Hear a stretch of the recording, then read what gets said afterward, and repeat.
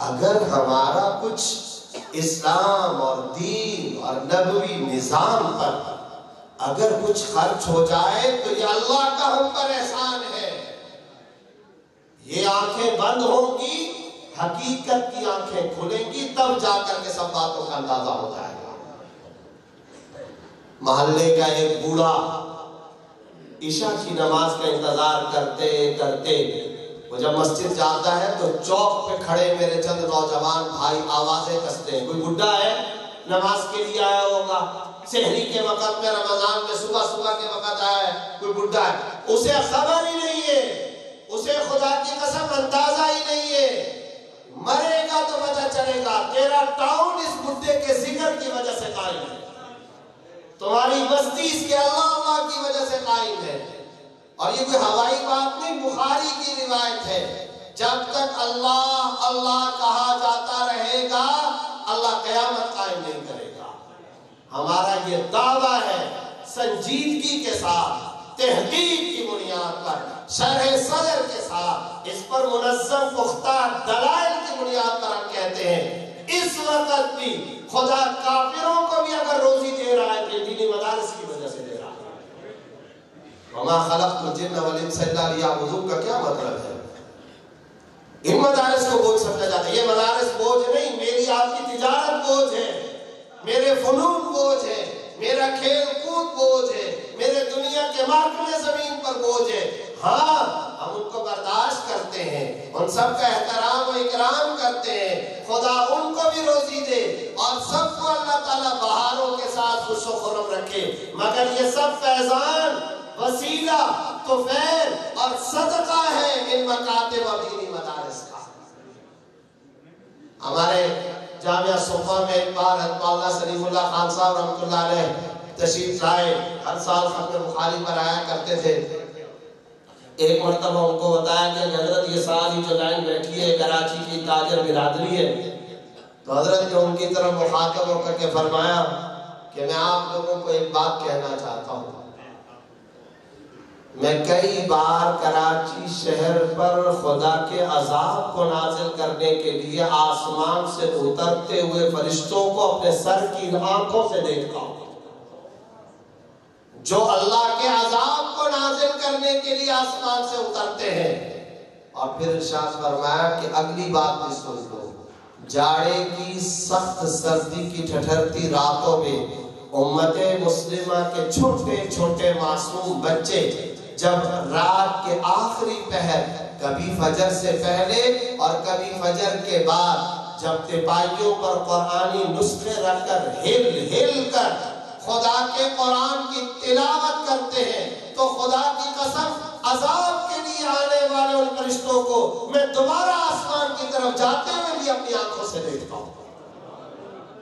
ان کی وجہ سے یہ تمہاری تجارتیں چلتی ہیں. حکمرانوں تمہاری حکومت ان کی وجہ سے ہے. بزنس مینوں، دنیا کے کسانوں، زمینداروں، تمہاری رونقیں ان مکاتب اور مدارس کے دم خم سے ہیں، اس لیے کہ ان میں اللہ اللہ کا ذکر ہوتا ہے. یہ بوجھ نہیں ہے، یہ اضافی چیزیں نہیں ہیں، یہ ایکسٹرا نہیں ہے. خدا کی قسم یہ جسمانی لباس، جسمانی خوراک، جسمانی غذا سے زیادہ انسانیت کے لیے ضروری ادارے. زمین کے ستارے اگر ہیں تو وہ یہ دینی مدارس ہیں. ابن ماجہ کی ایک روایت کے اندر آپ صلی اللہ علیہ وسلم نے فرمایا کہ اہل اللہ و خاصتہ، خلاصہ کائنات اہل قرآن ہوتے ہیں. اللہ ان کے لیے رزق اتارتا ہے، پھر ان کے لیے اترا ہوا رزق ضمنی، فرعی اور جزوی طور پر دائیں بائیں کے لوگوں کو بھی عطا کر دیتا ہے. رزق آسمان سے کن کے لیے اترتا ہے؟ یہ عقیدہ بنایا آج، یہ عقیدہ بنا کر کے جائیں. آج اس نظریے کو دماغ میں کوٹ کوٹ کر کے بھر کر جائیں.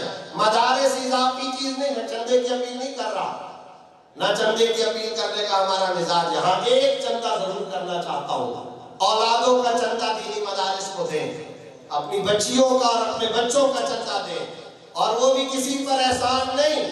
آج اپنی اولادوں کو ان دینی مدارس میں داخل کریں، یہ آپ کے مستقبل کے ایمان کی انشورنس پالیسی ہے، یہ آپ کے ایمان کے تحفظ کا ذریعہ ہے، آپ کے دین کے تحفظ کا ذریعہ ہے، آپ کی نسلوں کے ایمانوں کا تحفظ کا ذریعہ ہے۔ ورنہ ڈریے اس دن سے کہ آپ کے آنے والی نسلوں کے گھروں سے ملحدانہ نظریات کے افراد آپ کی نسلوں سے پیدا نہ ہو جائیں، جو عورتوں کے سروں سے دوپٹے کھینچنے والے ہوں، ایسے لوگ پیدا نہ ہوں جو دین دشمن، سیکولر، لیبرل اور ملحدانہ خیالات کے حامل افراد پیدا ہوں۔ ان اوقات کے آنے سے ڈریے، اور یہ کوئی ہوائی بات نہیں کر رہا ہوں، جیسا کہ ان عرب ملکوں کا میں نے تذکرہ کیا، کن اولیاء کرام کے یہ عرب ممالک مراکز رہے ہیں۔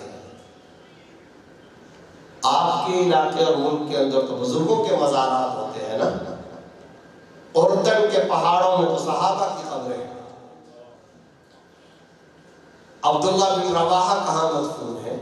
زید بن حارثہ کی قبر کہاں ہے؟ جعفر طیار کی قبر کہاں ہے؟ اردن کی مارکیٹ کے وسط میں یہ قبریں آ گئی ہیں۔ مزہ، ہمس، حلب، حضرت خالد بن ولید سے لے کر کے فاروقی افواج کی ساری قبریں کہاں ہیں؟ بغداد، عراق، شام، ایرانی جزیروں کے اندر، ترکی کے ساحلوں پر، افریقی ساحلوں پر یہ صحابہ، ان انبیاء کرام کی سرزمین انبیاء شام اور فلسطین اور اردن میں قبریں موجود ہیں۔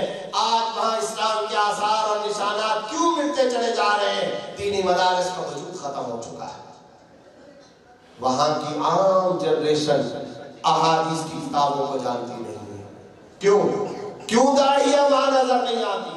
کیوں ان عرب ملکوں میں اب پردے نظر نہیں آتے؟ کیوں شاعر اسلام کے یہ آثار نظر نہیں آتے؟ مساجد کے میناروں کے علاوہ بقول اقبال مرحوم کے کچھ نہیں نظر آتا، اور وہ فرمایا کرتے تھے اگر بر صغیر سے دینی مدارس کا خاتمہ ہو گیا تو دہلی کے لال قلعہ اور اورنگزیب عالمگیر کی مساجد اور جامعہ مسجد دہلی کے علاوہ یہاں پر بھی کچھ نظر نہیں آئے گا۔ اس لیے اولادوں کا چندہ دیجئے اور اپنے مستقبل کو ایمانی اعتبار سے محفوظ کیجئے، آنے والے نسلوں کے دین کو محفوظ کیجئے، اور یاد رکھیے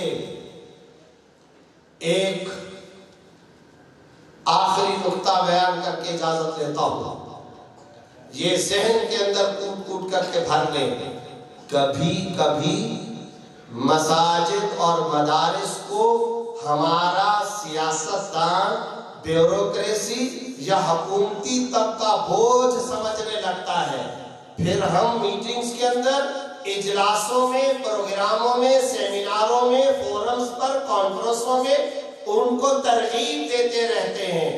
یہی سوچ اوپر سے پھر نیچے کی طرف آتی ہے، گلی محلے کے کچھ لوگ یہ سوچنا لگ جاتے ہیں، کافرانہ سوچ، باطل نظریہ ہے۔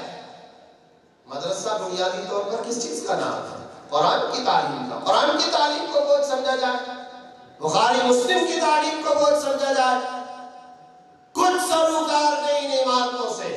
ہم بڑی وسعت صرفی کے ساتھ امت کے لیے ایک مسیحا ڈاکٹر کی ضرورت سمجھتے ہیں، میڈیکل کی تعلیم ہونی چاہیے، بہت وسعت صرفی ہم رکھتے ہیں، وکالت کی تعلیم ہونی چاہیے، امت کے بے شمار دکھی لوگوں کو انصاف فراہم کرنے والے ججز اور وکلا کی بھی ضرورت ہے، مسیحا ڈاکٹروں کی بھی ضرورت ہے، آسانی کے ساتھ سفر طے کروانے والے پائلٹوں کی بھی ضرورت ہے، تاجروں کی بھی ضرورت ہے، اچھی عمارتیں بنانے والے انجینئرز کی بھی ضرورت ہے، آرکیٹیکٹر کی بھی ضرورت ہے۔ کبھی ہم نفی نہیں کرتے، کبھی ہمارے اکابر نے ان کی نفی نہیں کی ہے، لیکن میرے برادران اسلام یاد رکھیے، اگر یہ مسلمانوں کا سماج ہے، اگر یہ مسلمانوں کا معاشرہ ہے، تو ان تمام شعبہ جات کی ضرورت ہے، یقیناً ہے، مگر ثانوی درجے کے اندر ایک مفتی، ایک طالب علم، ایک عالم دین کی سب سے پہلے ضرورت ہے۔ ان کی وجہ سے دنیا قائم ہے، یہ ہوں گے، یہ شعبے چلیں گے، یہ نہیں ہوں گے یہ شعبے بھی ختم ہو جائیں گے۔ ہم تو لارج اسکرین میں کہتے ہیں، کسی کو شاید بڑا اچھمبا لگے، او بھائی امریکہ اور چائنا کو روٹی ملتی ہے، قرآن ان مدرسوں میں پڑھا جاتا ہے، اس وجہ سے کسی کو عجیب لگے سو لگے، اس لیے کہ قرآن و حدیث کے مضبوط دلائل ہیں۔ ان کافروں کے لیے خدا تعالیٰ اس دنیا کو چلاتا رہے گا اور قائم رکھے گا، کبھی بھی نہیں ہو سکتا۔ ایک گزارش تو یہی ہے، اس نظریے کی حساسیت کو سمجھیں اور کوشش کریں میرے جسم سے، میری باڈی سے، میرے وجود سے جس حد تک داڑھی، ٹوپی، شاعر اسلام، مدارس، مسجد کی خدمت ہو سکے میں خدمت کروں گا۔ حضرت مجدد الفسانی رحمۃ اللہ علیہ نے اپنے کچھ مریدوں کو خط لکھا، فرمایا تمہارے محلے میں قرآن کہیں پڑھا جاتا ہوگا نا، جہاں قرآن پڑھا جاتا ہے وہاں جا کر کے قرآن پڑھو، اور اگر تم قرآن پڑھ چکے، خدا نے تمہیں یہ دولت دے دی، تو پھر میں اپنے مریدوں کو وصیت کرتا ہوں قرآن پڑھاؤ۔ اور اگر یہ دونوں کام نہیں کر سکتے، پڑھنے پڑھانے والوں کے خادم بن جاؤ، اور آخری جملہ لوہے دل پہ نقش کر کے آج یہاں سے جائیے۔ فرمایا کہ اگر ان میں سے کوئی کام نہیں کر سکتے، تم دنیا کے کسی مشغلے کے اندر مصروف ہو، تو میں آخری وصیت یہ کرتا ہوں جب اپنے گلی اور محلے کے قریب سے گزرو اور وہاں کوئی ایسا مقام اور کوئی ایسی جگہ نظر آئے جہاں قرآن پڑھا اور پڑھایا جاتا ہے، اس کی خلا فضا مٹی اور گارے کو محبت کی نگاہ سے دیکھ لیا کرو، خدا اس کی وجہ سے بھی تمہارے گناہوں کو بخش دے، اس بنیاد پر بھی اللہ تعالیٰ تمہارے گناہوں کی مغفرت فرما لے گا۔ نگاہ عقیدت سے ان دینی مدارس کی زیارت کر دیا کرو۔ اللہ رب العزت مجھے اور آپ کو اس کی توفیق عطا فرمائے۔ ہمارے کئی علماء ساتھی بھی یہاں بیٹھے ہیں، ان حضرات کی خدمت میں بھی عرض کرتا ہوں، اپنے اپنے مراکز اور مساجد میں دروس قرآن کا اہتمام کیجیے۔ بے راہ روی، بے دینی، دین سے ناواقفیت، جہالت کا دور ہو رہا ہے۔ اپنی مساجد کے اندر، مدارس میں قرآنی دروس کا اہتمام کیجیے، اور سیرت کے دروس اور کورسز یونیورسٹی اور کالجوں کے لڑکوں میں چلائیے۔ علاقے کے محکمہ پولیس میں درس قرآن ہونا چاہیے۔ ڈاکٹروں کی دعوت کر کے ان میں قرآن کریم کے ترجمے کا اہتمام کریں۔ انجینئر، وکلا، صحافی، سیاستدان، علاقے کی بیوروکریسی، علاقے کے سیاسی افراد، علاقے کے سماجی ورکر، علاقے کے جرنلسٹ، ان کو جمع کریں۔ بے راہ روی اور بے دینی جس تیزی کے ساتھ ان علاقوں اور محلوں کے اندر پیوست ہوتی چلی جا رہی ہے، اس کے حل کے لیے مولوی صاحب اور امام صاحب کے جمعے کی ایک تقریر ہرگز کافی نہیں ہے۔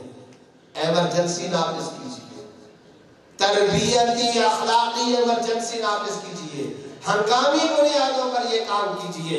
اور جو میرے برادران اسلام یہاں بیٹھے ہیں، عمروں کی مروت، شرم اور تفاوت، عمروں کے بارے میں ندامت کے احساس سے نکل کر جائیے، اپنے مولوی صاحب اور امام صاحب اور مؤذن صاحب کی منت کیجیے۔ قرآن کے الفاظ اگر ٹھیک نہیں ہے، تجوید جا کر کے درست کروائیں۔ اگر قرآن کریم کا ترجمہ نہیں آتا، ترجمہ اور تفسیر کی حلقے لگوائیں۔ یہ آنکھیں بند ہونے سے پہلے یہ کام کرنے، اللہ کی قسم، خوراک، بزنس، ملازمت، نوکری، جسمانی لباس، اپنی ملازمت، اپنی غذا سے زیادہ ضروری ہے کہ میں قرآن کے ساتھ اپنا رشتہ قائم کروں۔ ہنگامی بنیاد پر یہ کام کیجیے، اور یہ امید اگر ہمیں رہ بھی گئی ہے تو انہی دینی مدارس سے رہ گئی ہے۔ کمزوریاں ہوتی ہیں، بہت ہوتی ہیں، ہم کبھی یہ مدعی نہیں ہے کہ ان دینی مدارس سے مولانا الیاس، ہر طالب علم مولانا الیاس بن جائے گا، ہر ایک طالب علم مولانا یوسف بن نوری اور مفتی شفیع بن جائے گا، ہر ایک پڑھنے والا طالب علم معصوم ہوگا، ان مدرسوں میں پڑھنے والا ہر ایک طالب علم بڑا با اخلاق اور با کردار ہوگا، ہرگز ہم اس کے مدعی نہیں، لیکن یہ لوگ پیدا انہی مدارس سے ہوا کرتے ہیں۔ مولانا الیاس، مولانا زکریا، مولانا علی میاں، یہ لوگ اگر پیدا ہوتے ہیں تو انہی دینی مدارس سے پیدا ہوا کرتے ہیں۔ ان کے انسٹیٹیوٹس اور ان کے ادارے اور ان کی دینی نرسریاں اور کارخانے یہی دینی مدارس ہیں۔ اللہ رب العزت مجھے اور آپ کو ان کی سرپرستی، ان کی پشتیبانی اور ان کی مدد، ان کا تعاون کرنے کی توفیق عطا فرمائے۔ زندگی کا آخری سانس بھی اگر نکلے تو ان دینی مدارس کے ساتھ جڑے رہنے کی حالت میں ان کی خدمت کرتے کرتے مسجد اور مدرسے کا عادی بنتے بنتے آخری سانس اسی راستے کے اندر نکلے۔ وآخر دعوانا ان الحمدللہ رب